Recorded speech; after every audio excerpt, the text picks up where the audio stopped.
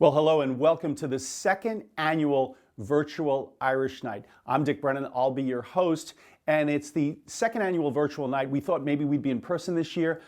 Not now, maybe next year, but we're still gonna have a great time. We're gonna be doing all things Irish. I got my Irish sweater from County Kerry. I am definitely completely Irish on all sides. I've got 9 brothers and sisters, big Irish Catholic family. We love corned beef and cabbage. We love ham. Oh, that's right, because my grandmother told me that don't fall for the corned beef and cabbage. She said that the corned beef was an invention by the butchers on the Lower East Side because they wanted to sell their corned beef. According to Grandma Brennan, it really was ham they ate in Ireland. Now, I can't confirm this story. CBS News has not confirmed this story, but I can tell you that was her story. She's sticking to it, and she's really not around to confirm it or not. But nonetheless, you enjoy your corned beef. I still do. Sorry, Grandma Brennan. In the meantime, though, you might enjoy a pint of Guinness. You might enjoy a shot here or there of some Irish whiskey. Whatever you're doing, we're going to have fun because that's what it's about to be Irish. I mean, anyone who's Irish around St. Patrick's Day, I mean, there's really no greater time of the year. It is our holiday. Now, all the proceeds from tonight go to the Retired Sisters of the Mother House. So it's a very good cause. And to kick things off, let's go to the prioress, Sister Peggy. And thank you, Dick. I so appreciate your encore, your return, your second visit as our distinguished MC. You are a pro for sure. I reiterate your welcome to each of you who join us at the 48th Annual Irish Night, sponsored by the Sisters of St. Dominic of Amityville, or, as Dick reminded us, our second annual virtual celebration. As a proud member of the Irish Night Committee, I well know the amount of energy and organization that goes into creating what is hoped for to be a fun-filled, spirited evening. It may sound like I'm describing hard work. That it is. However, be very sure tonight's celebration is truly a labor of love. It's rooted firmly in the wonderful tradition of a good time, and it's so dependent upon you and your more than generous support of our sisters, who perhaps now are retired from ministries they once participated in. But trust me, they are never retired, never, from the powerfully needed ministry of prayer. Your gifts to us tonight are your presence and your overwhelming generosity, which, as it always will, provides an updating of resources needed for enhancing the quality of care for our congregation's elders, our sages. So here's to the night's committee, led by its co-chairs, Sisters Pat Kohler and Diane Capuano, whom you'll meet later, and Mary Fuchs, our congregation's advancement director, and her staff. Gratitude also to all our guests, our performers, and so many surprises that are in store for us this evening. No doubt those surprises and those people are unnamed now, but trust me, you'll remember their names later on. So, here's to all of you who grace this night with your presence, with your smiles and your goodness. And may your troubles be less and your blessings be more, and nothing but happiness through your doors. Sláinte. Up next, some fantastic Irish step dancers from the Doherty Petrie School. Now, there's a lot of interpretation of Irish dance. We see many of the Irish dancers with their arms at their side, but I have to tell you, there's some new things going on in Irish music, and if you're on Instagram, and I know you all are, right? Well, maybe not. Maybe your children, your grandchildren on Instagram, they can take you there. But there are step dancers who are actually dancing to current music or recent history of music, like the Bee Gees or something like that. It's amazing to watch. You take popular music, you add Irish step dancers, and it's just a lot of fun. So there's a lot of great things happening in Irish music and in Irish dancing. And to see some of it right now, check out the Doherty Petrie School dancers.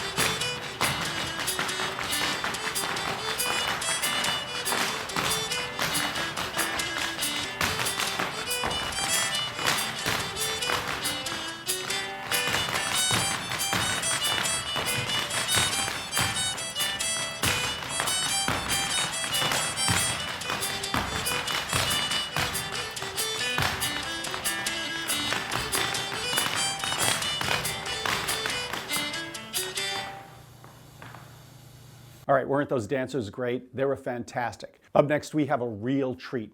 Andy Cooney is a fantastic Irish singer. From Carnegie Hall to Lincoln Center, he sings all things Irish, and he does it incredibly well. Let's listen in.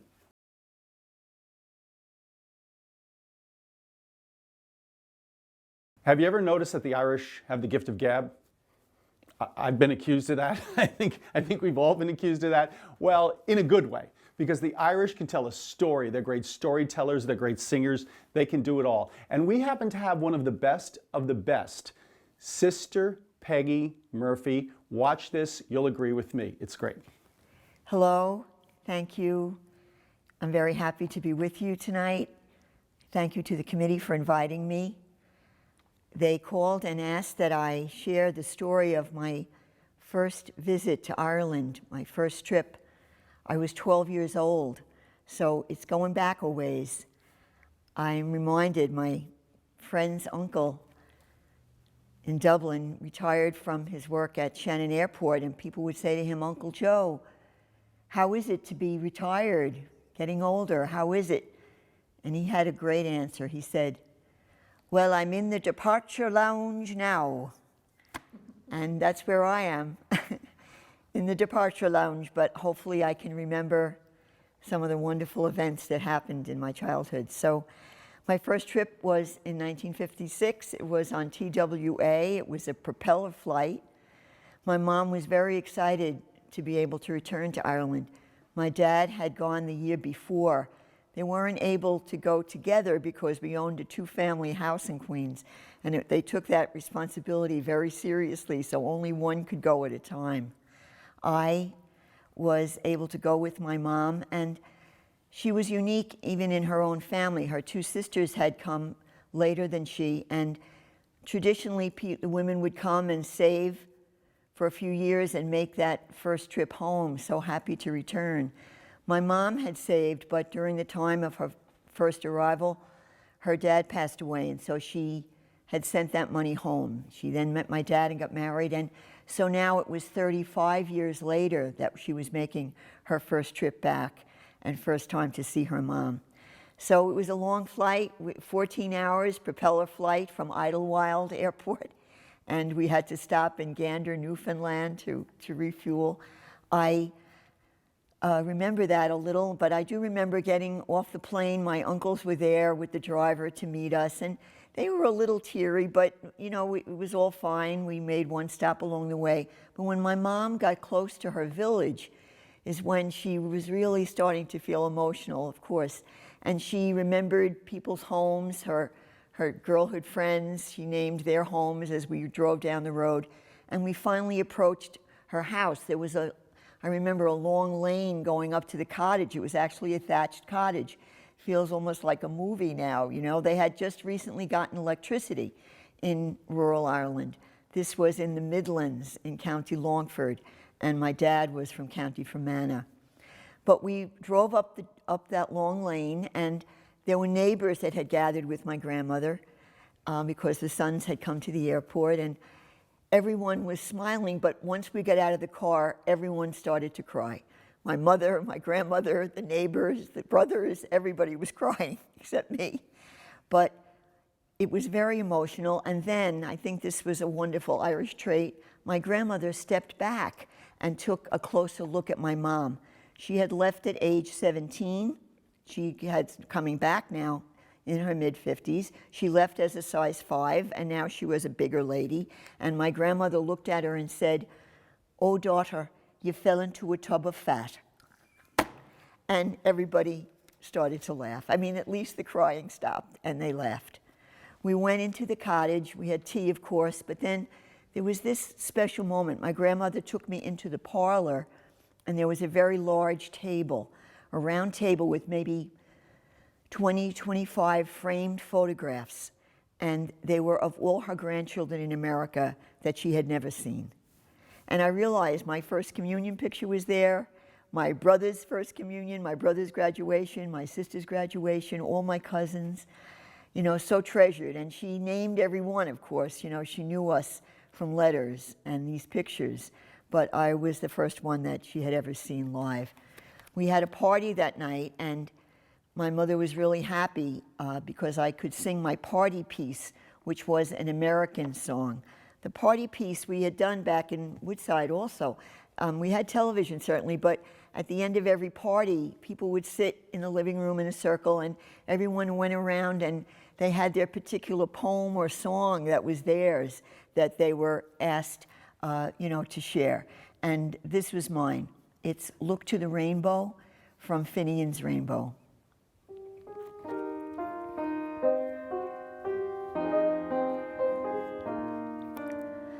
On the day I was born, said me father, said he, I've an elegant legacy waiting for ye.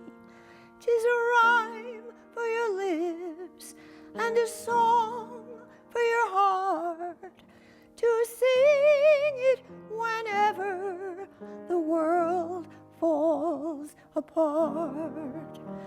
Look, look, look to the rainbow, follow it over the hill and stream. Look, look, look to the rainbow, follow the fellow who follows a dream. Look, look, look to the rainbow, follow it over the hill and stream. Look, look, look to the rainbow, follow the fellow who follows a dream. 'Twas a sumptuous gift to bequeath to a child, and the lure of that song keeps me head running wild.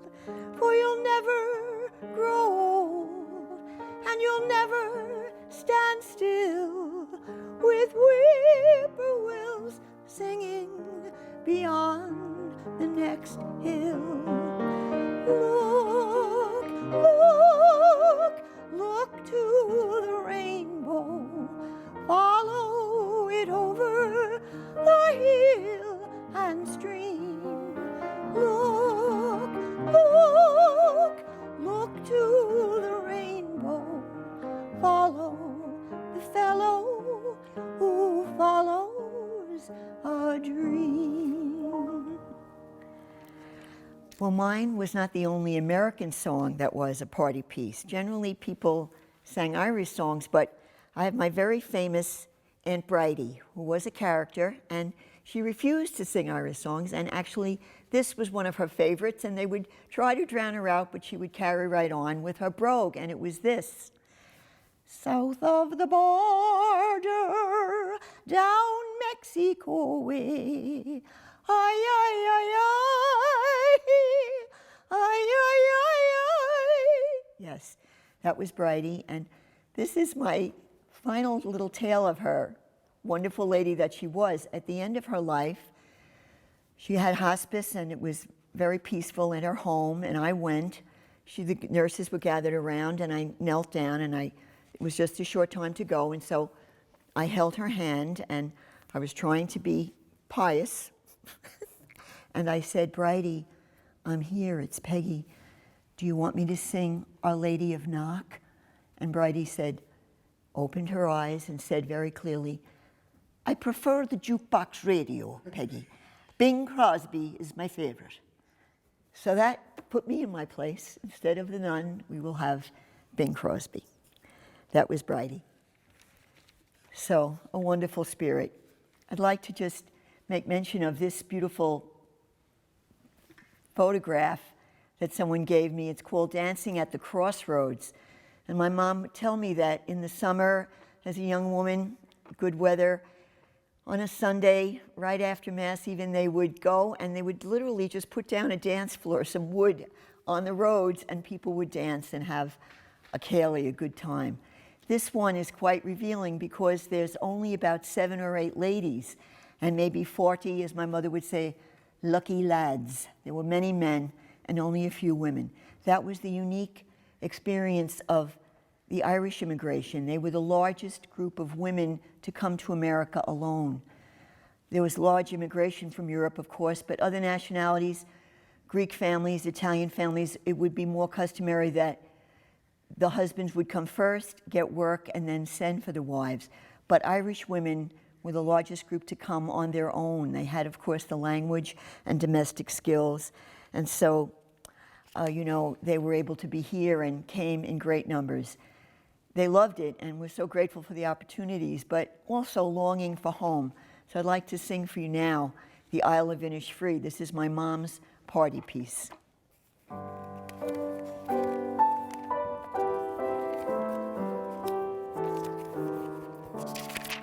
I've met some folks who say that I'm a dreamer, and I've no doubt there's truth in what they say. But sure, a body's bound to be a dreamer when all the things she loves are far away, and precious things are dreams unto an exile. They take her o'er the land across the sea, especially when it happens she's an exile from that dear lovely Isle of Innisfree. And when the moonlight peeps across the rooftops of this great city, wondrous though it be, I scarcely feel its wonder or its rapture. I'm once again back home in Innisfree. I wander o'er green hills, through dreamy valleys, and find a peace no other land can know.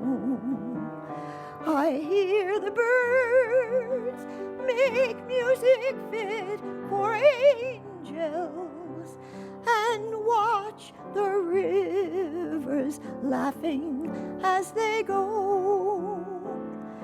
And then into a humble house I wander, my dear old home, and tenderly behold the folks I love around the turf fire gathered on bended knee.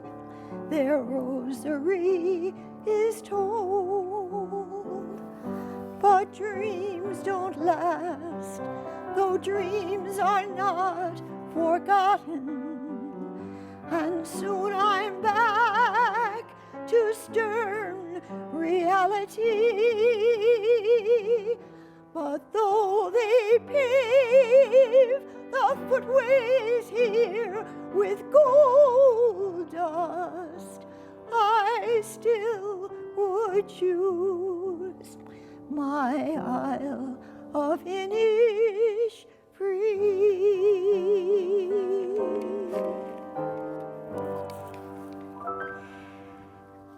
So I'd like to share a fact of some of those women who came even earlier, very large immigration following the Great Hunger. The 1800s, there were very large groups of women, and included in that were many Irish women who were Sisters of Mercy. We understand now that they did some extraordinary work during the Civil War. There's actually a monument to them in Washington, D.C. It's called Angels of the Battlefield, the women who nursed. And it reads, "The nuns of the battlefield, they comforted the dying, they nursed the wounded, they carried hope to the imprisoned. Many of these Irish women had actually trained with Florence Nightingale during the Crimean War and served very nobly. They were recognized by President Abraham Lincoln for their extraordinary work. Many of them served both Union and Confederate soldiers, often in the same building. One of them, Sister Mary Collette O'Connell, was promoted to be a major, the rank, for her tremendous work as administrator of a hospital. A large number of religious communities had been here, of course, and there were 18 Catholic hospitals even prior to the Civil War. But Abraham Lincoln wrote this: "Of all the forms of charity and benevolence seen in the crowded hospital wards, those of Catholic sisters were the most loving. They were veritable angels of mercy." And importantly, their work did much to combat the anti-Catholic prejudice that was existing at that time. And so we remember all of the courage of the folks who came, and I'd like to dedicate this song, Grandfather's Emigrant Eyes, to all the nationalities, all of our wonderful ancestors, the sacrifices they made and their courage, our own sisters coming from Germany, and so many other wonderful families. And so this is Grandfather's Emigrant Eyes.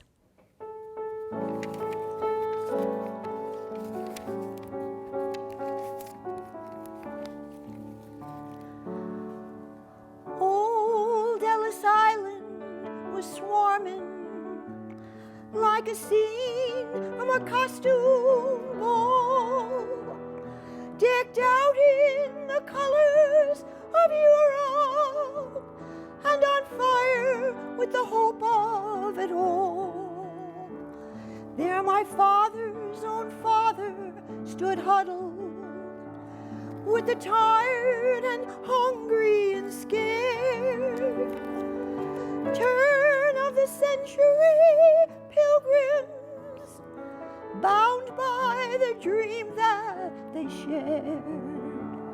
They were standing in line just like cattle, poked and sorted and shoved. Some were one desk away from sweet freedom. Some were torn from someone they loved. Through that sprawling tower of Babel came a young man, confused and alone, determined and bound for America, carrying everything that he owned.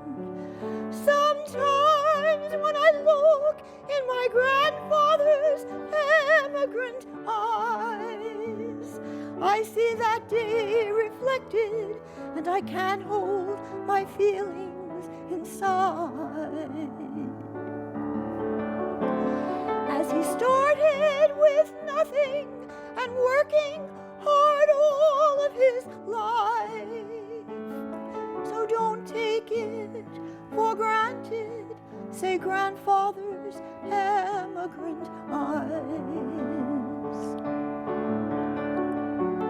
Now he rocks and stares at the window, but his eyes are still just as clear as the day he sailed through the harbor, came ashore on this island of tears. My grandfather's days are numbered, but I won't let his memory die, for he gave me the gift of this country and the look in his emigrant eyes. Sometimes when I look in my grandfather's emigrant eyes, I see that day reflected, and I can't hold my feelings inside. As he started with nothing and working hard all of his life. So don't take it for granted, say grandfather's emigrant eyes. So don't take it for granted. Say, grandfather's emigrant eye.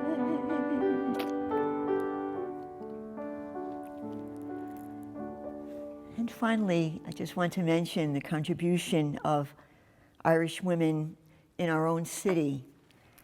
The building of the magnificent St. Patrick's Cathedral, it was said that it was built by the pennies of the poor, the Irish domestic women who lived and worked generations in the city. It was a courageous move on the part of Archbishop Corrigan, because people said, oh, you would have the courage to go all the way up to the country into Midtown Manhattan. You know, the residential area was Wall Street, and so it was an unknown area. And we have a picture of that when the building was being done. And I'd like to read to you the letter that he wrote that was published in all the newspapers of the magnificent cathedral, as it is today, of course. And this is what he said in 1879, Cardinal McCloskey. The men of this age have said to us that we could possess no more cathedrals like those of past ages, because the faith that built them was dying or dead. So I thank you today, you, the rich Catholics of this New York City. You have done what was at once your duty and your highest pleasure in giving openly of your means. But I also want to say a special thank you to the immigrants of New York City. What shall I say to you, the children of toil? I feel how happy you are this morning under this roof of your Father's house. It has been said that the great Cathedral of New York was built chiefly by the pennies of the poor. We accept that reproach today as an honor. We pay tribute today to the steadfastness of the faith of the Irish people. Today, the eyes and hearts of that devoted race in every part of the world are turned to this scene. Here they behold the greatest temple of the New World, dedicated to God under the invocation of their national saint, and forevermore it shall be known as St. Patrick's Cathedral of New York. So I want to close with a quote from an Irish immigrant to New York City, remembering his school days. And then finally, a hymn by an Irish priest and composer, Father Liam Lawton. But this is what the gentleman wrote about his school memory. The teacher, Mrs. Nayland, would come into school each day and greet the children with, "A grand fine morning, children, thanks be to God." That would make good sense if the sun was shining in the windows in the summer. But equally, Mrs. Nayland would arrive in the heart of winter with the rain beating across the fields, lashing her, and her coat all wet and her shoes all wet, and she'd take off her cap all wet and shake it, saying, "Oh, a grand wet morning, children, thanks be to God." For her, every morning was God's morning. Hail, rain, or snow, it was the gift of God. And for that gift, there is only one response: thanksgiving.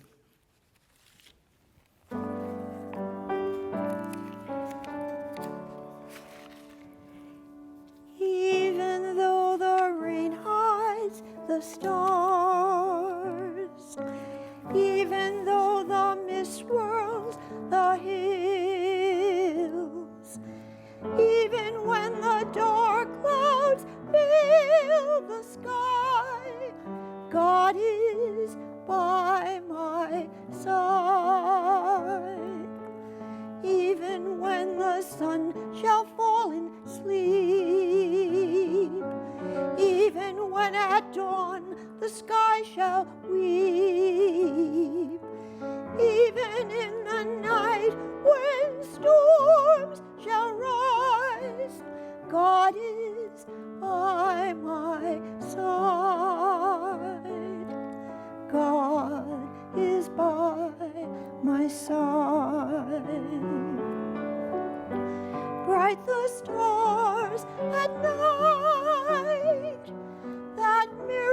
heaven's way to you.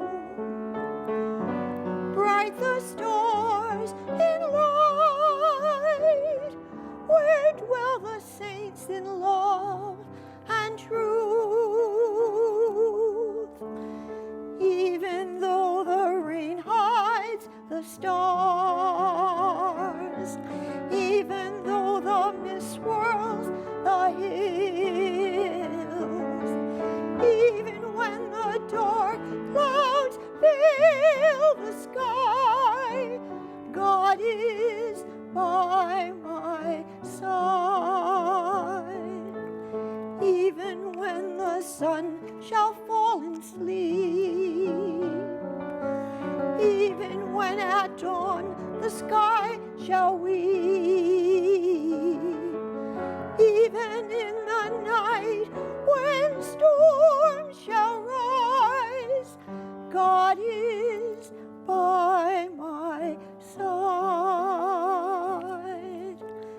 God is by my side.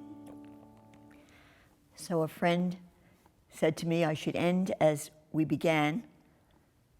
So we know we're in the departure lounge now, but happily our flight has been delayed indefinitely. And so I pray that we can all live and enjoy and be grateful for every gift of every day. Thank you so much. All right, it's the time you've all been waiting for. Well, maybe. It's the second round of door prizes. So maybe you really are waiting for this. Let's check it out.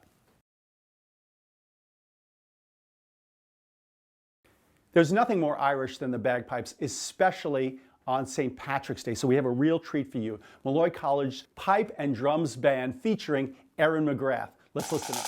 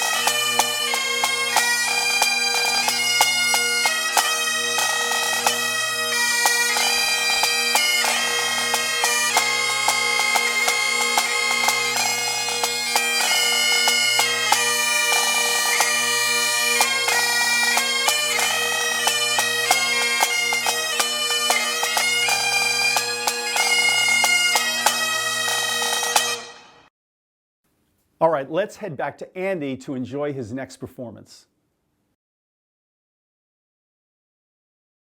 Now, a lot of you have shown your support by buying raffle tickets. Let's go to Sister Pat and Sister Diane. They're going to announce the lucky winners. Well, thank you for joining us this evening. It's been so much fun. Maybe next year we'll see you in person. We certainly hope so. Wishing you a pot of gold and all the joy your heart can hold. I'm Dick Brennan. Have a great night.